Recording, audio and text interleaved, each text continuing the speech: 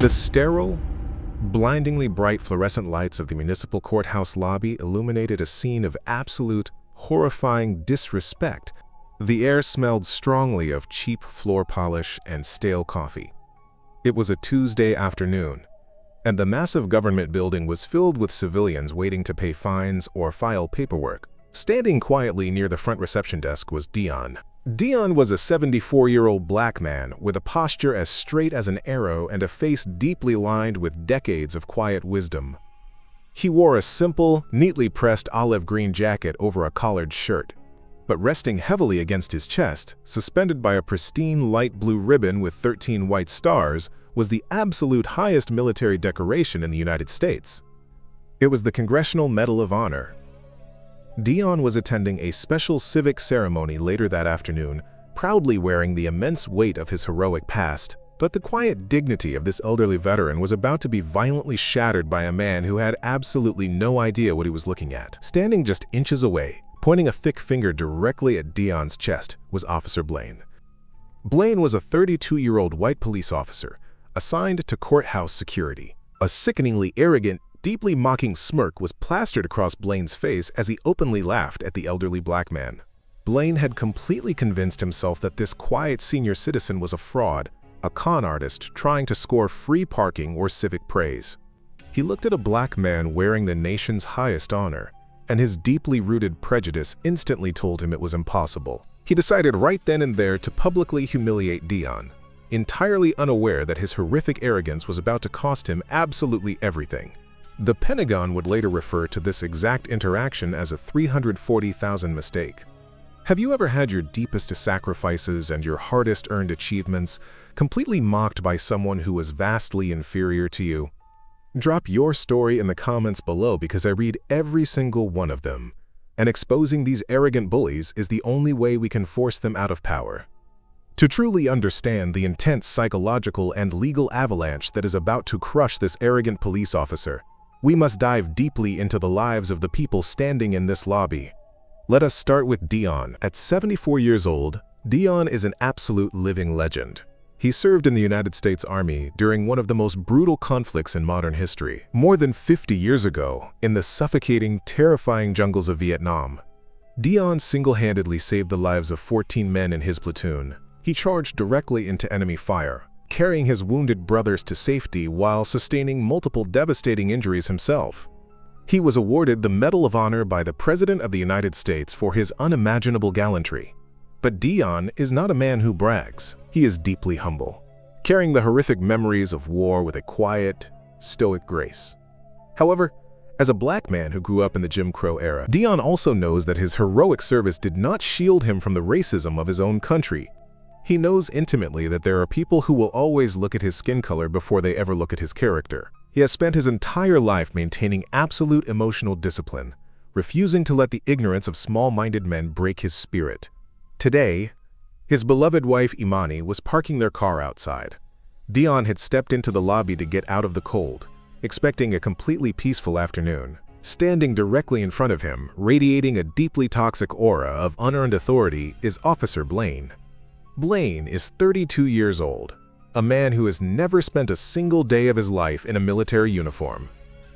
A deep dive into Blaine's psychological profile reveals a deeply insecure, highly aggressive individual who peaked in high school. He consumes hours of internet videos about stolen valor, fancying himself as a rogue patriot who protects the honor of the military. But Blaine does not actually care about veterans.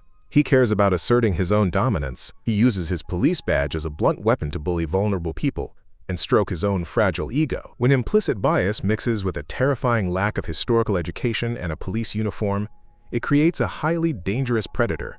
Watching this terrifying interaction unfold from behind the thick glass of the reception desk are Pia and Ria. They are two municipal clerks who are staring wide-eyed at the officer's completely unhinged behavior. Standing a few feet away, waiting in line for a building pass, is a 28-year-old man named Lyle. Lyle is a young Marine combat veteran who instantly recognizes the light blue ribbon around Dion's neck. Lyle's heart begins to pound with absolute dread as he watches the local cop aggressively confront a living national hero. The confrontation began the moment Dion walked through the metal detectors. Blaine was leaning against the security podium, bored and looking for a target. His eyes locked onto the heavy gold star resting on Dion's chest, instead of showing the absolute reverence required by federal protocol. Blaine's implicit bias screamed at him that this black man was running a scam, driven by an overwhelming urge to exert his dominance. Blaine stepped directly into Dion's path, completely blocking his way. "Nice fake medal, old man," Blaine sneered, his voice carrying loudly across the quiet lobby. Dion stopped walking. He did not flinch. He looked at the young officer with eyes that had stared down literal machine gun fire. "Excuse me, officer?" Dion asked quietly. "I said, nice fake medal. Do you really think you can waltz into a federal building wearing a prop you bought at a costume shop? This is the Medal of Honor, and I earned it in 1968. Dion replied softly, his voice completely steady. Blaine burst into a loud, deeply condescending laugh. He reached out and aggressively pointed his finger mere inches from the sacred medal. "Yeah, right. Guys who win that medal don't look like you, and they don't wander around municipal lobbies. I want you to take that piece of junk off your neck right now, or I am arresting you for stolen valor." The air in the room grew so incredibly tight it felt like the oxygen had been completely sucked out. Dion's jaw tightened, but his military bearing remained completely flawless. "I will absolutely not take this off, and you have no legal authority to touch me. You are a fraud. Hand it over right now before I put you on the concrete and take it myself." Before we witness the absolute, spectacular destruction of Officer Blaine, we must pause the narrative. We must dive deeply into 3 terrifying alternative realities that expose the deeply rigged nature of our society. First, we absolutely must ask what would have happened if the man wearing that medal had been a 74-year-old white veteran. If Blaine had seen an elderly white man walking through those doors with the exact same medal, this horrifying interaction would have never occurred. There would have been no pointing. There would have been no aggressive laughter or accusations of fraud. Blaine's implicit bias would have immediately categorized an elderly white man as an absolute patriot deserving of the highest praise. Blaine would have snapped to attention, offered a crisp salute, and likely asked to take a photograph with the hero. The absolute privilege of being presumed honorable, of having your achievements respected without violent interrogation, is a luxury completely denied to Dion. Blaine's willingness to casually threaten Dion with arrest proves he viewed him entirely through the vicious lens of racial prejudice. Second, we have to confront the horrifying reality of what would have happened if Dion had reacted with entirely justified human anger. Imagine if Dion had completely lost his temper when a racist cop ordered him to hand over the medal he bled for. What if Dion had slapped Blaine's pointing finger away, raised his voice, and demanded the officer's supervisor? In any normal human interaction, becoming furious when someone insults your deepest trauma is a completely natural response. But for an elderly black man facing down an armed police officer, anger is a deadly luxury. If Dion had shown even a fraction of the aggression that Blaine was projecting, the young cop would have immediately weaponized his reaction. Blaine would have used the swatted hand as instant justification to draw his taser or his heavy metal baton. He would have violently tackled the 74-year-old hero to the hard linoleum floor, grinding his knee into the old man's back. He would have violently ripped the Medal of Honor from Dion's neck, claiming it was evidence in an assault on a police officer. And the ensuing media smear campaign would have been completely devastating. The police union would have released a statement claiming the officer was attacked by an erratic and combative suspect. Dion's entire legacy, his decades of quiet dignity, would have been violently erased and replaced with a racist caricature.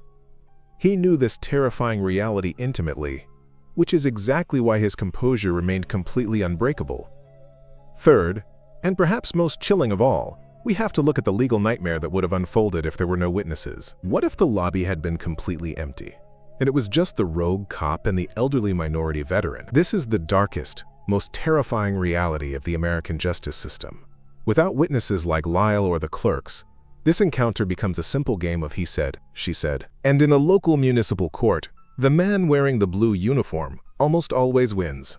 Blaine could have ripped the medal from Dion's neck, thrown it in the trash, and written a completely fabricated police report. He could have claimed Dion was completely uncooperative and causing a public disturbance. Dion's sacred medal would have been lost forever. The burden of proof in the court of public opinion always falls on the victim to prove they were abused. It never falls on the corrupt authority figure to prove they acted lawfully. It is a terrifying realization that millions of minority citizens face every single day. They live knowing that an insecure bully can completely ruin their life with a single lie. But today, the universe had aligned to deliver a massive, devastating dose of karma to Officer Blaine. Sitting in the tense silence of the lobby, Dion did not argue with the angry patrolman. He simply stood his ground with the unshakable confidence of a man who knows exactly who he is. Blaine, utterly furious that his intimidation tactics were completely failing, grabbed his heavy shoulder radio. He called for Investigator Kian, a senior detective in the courthouse, to come to the front lobby immediately. "I've got a stolen Valor suspect refusing to comply. Get down here," Blaine barked into the microphone. Two other security guards, Neil and Oren, walked over to see what the commotion was about. Neil took one look at the medal on Dion's chest and instantly felt a sick drop in his stomach.